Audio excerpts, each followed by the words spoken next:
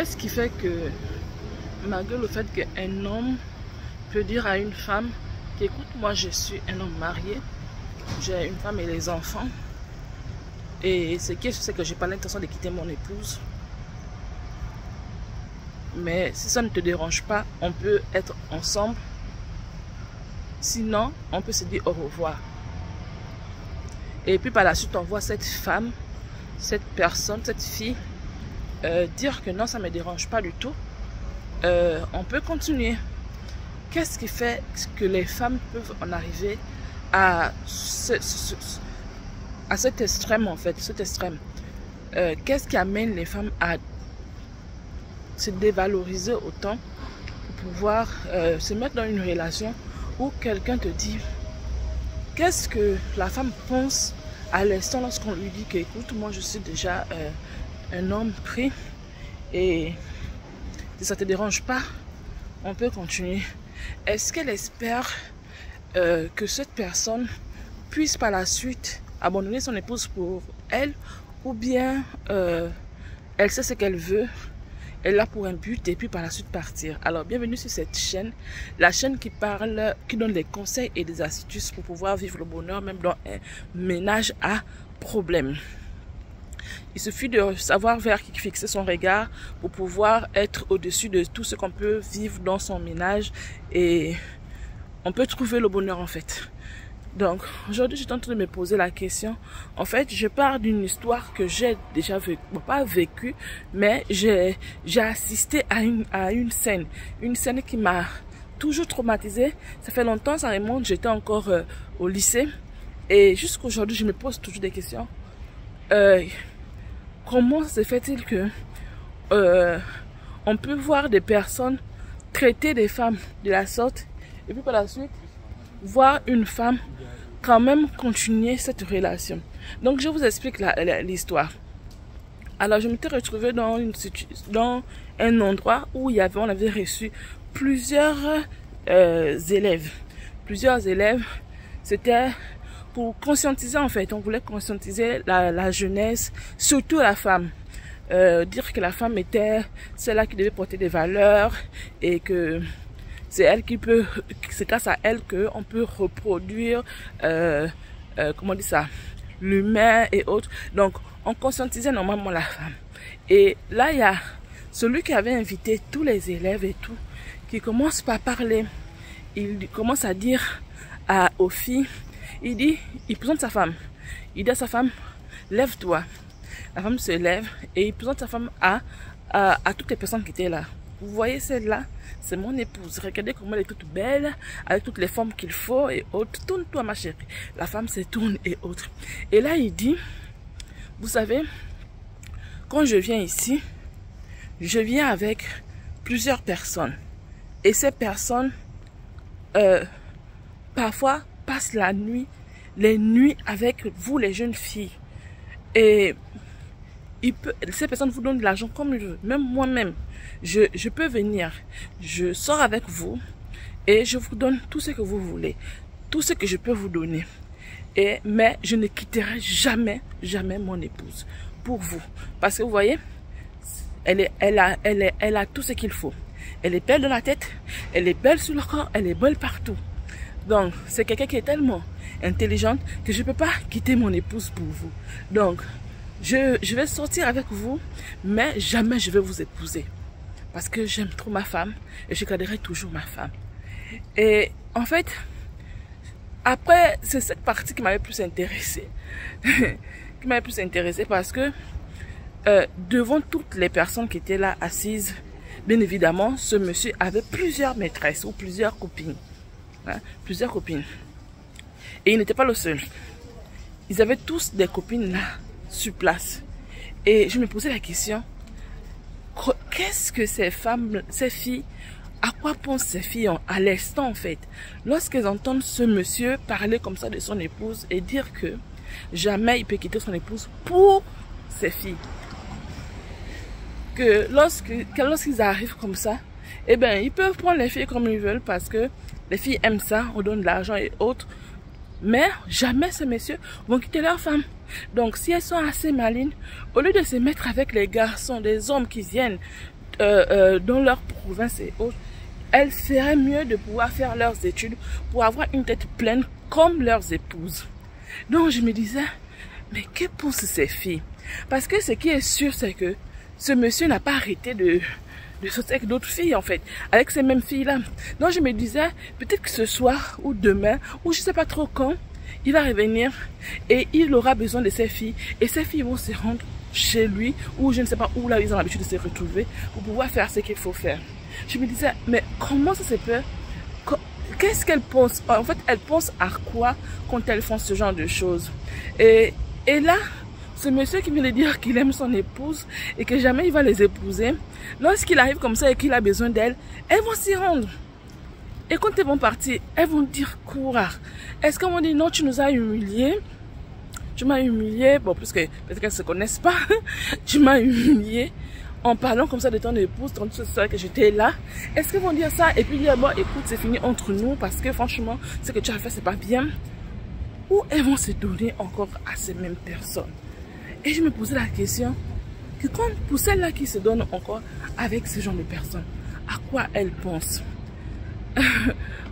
Pour celles-là qui ont des réponses, s'il vous plaît, vous pouvez mettre vos réponses également pour qu'on essaye un peu d'en discuter. Je me disais, à quoi elles pensent ces femmes-là en fait, ces jeunes filles-là, à quoi elles pensent, sachant que le monsieur a déjà dit ce qu'il faut dire devant tout le monde. Et pour ceux-là qui vont encore se mettre avec ce genre de personnes, elles pensent à quoi? Et je me suis dit, probablement, c'est l'argent. C'est l'argent parce que, soit le monsieur il est bon pour pouvoir amadouer, probablement il a dit aux filles, écoute, je ne m'adressais pas à toi, ou encore,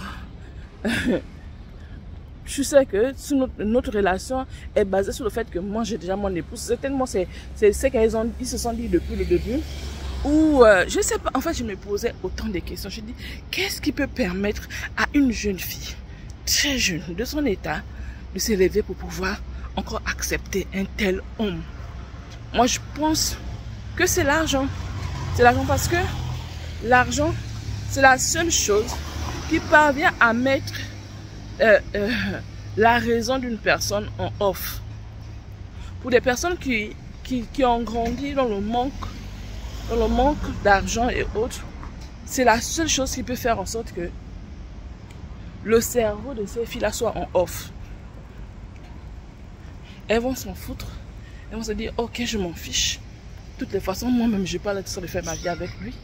Mais moi, je vais tout juste aller prendre mon argent et puis partir.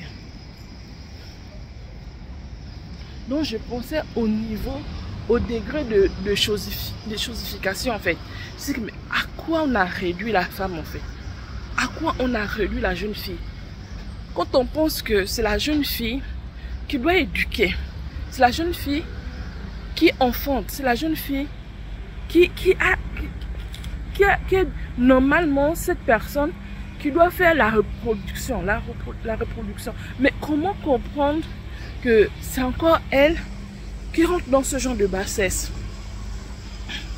C'est elle qui accepte ce genre de choses. Qu'est-ce qui peut amener quelqu'un à encore à...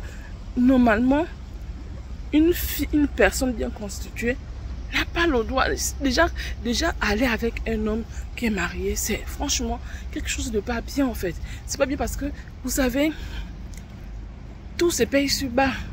Donc toi, quand tu seras dans ta relation, ou tu seras également femme de quelqu'un, eh ben, il y a des jeunes filles qui sortiront avec ton mari. Est-ce que celle-là qui n'est pas sortie avec le mari des gens, lorsqu'elle sera en mariage, comment dire ça, les filles vont éviter son mari? Non, mais au moins tu es protégée. Tu es protégée par le Seigneur. Tu es protégée parce qu'il y a des choses qui ne pourront pas t'arriver. Le Seigneur va te protéger parce qu'il sait que toi tu es une bonne personne, une belle personne. Tu es une belle personne, donc du coup, il va te protéger. Mais si toi tu as passé ton temps à faire ce genre de choses également, et ça va être compliqué pour toi. Ça va être compliqué pour toi. Quand tu passeras par là, qu'est-ce que tu vas dire? Est-ce que toi, tu vas t'énerver? Est-ce que tu vas te dire, non, j'ai passé ma vie à faire ça? comment on réfléchit dans ce cas en fait? Qu'est-ce qu'on pense? Qu'est-ce qu'on fait par la suite? Il y a d'autres qui vont dire, moi je n'ai pas appelé ce monsieur. C'est lui qui est venu vers moi. Il y a d'autres qui vont dire, moi je n'embête pas son épouse. Je suis seulement chez moi. Mais peu importe. Le simple fait que tu sois dans la vie de quelqu'un, c'est déjà un problème pour un couple. C'est déjà un problème pour ce couple.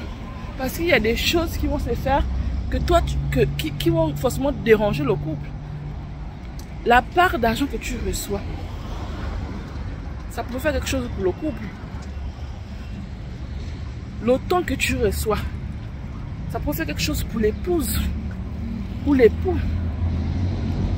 Donc, forcément, ça fait quelque chose, que tu sois celle-là qui te dérange en appelant ou pas. Ta présence déjà cause quelque chose, casse quelque chose déjà dans ce couple. Ta seule présence dans cette relation fait quelque chose. Donc, je me dis que vu que les temps sont difficiles et il y a beaucoup de choses qui se passent en ce moment, il est vraiment nécessaire pour nous, jeunes filles, de pouvoir revenir vraiment sur les meilleurs sentiments. Le monde est vraiment en train d'aller de travers.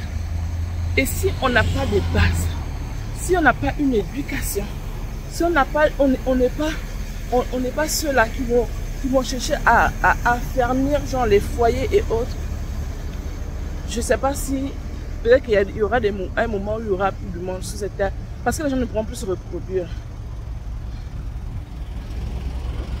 Avec tout ce qui se passe, je pense que la jeune fille doit revenir sur les meilleurs sentiments. Ne vous laissez pas chosifier de la sorte, surtout pas pour l'argent. L'argent c'est important, c'est tellement bien. Lorsqu'on n'en a pas, c'est un souci.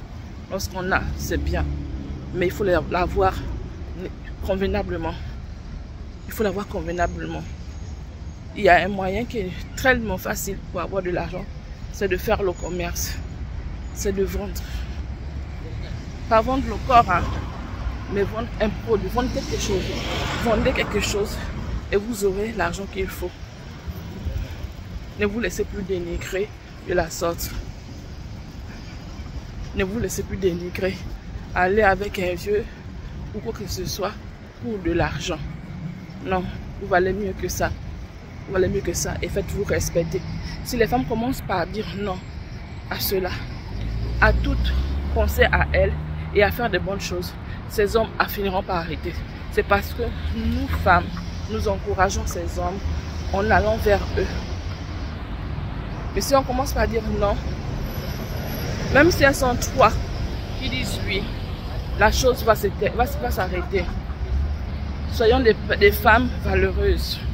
Et ça passe également dans nos maisons. Commençons par conscientiser nos enfants.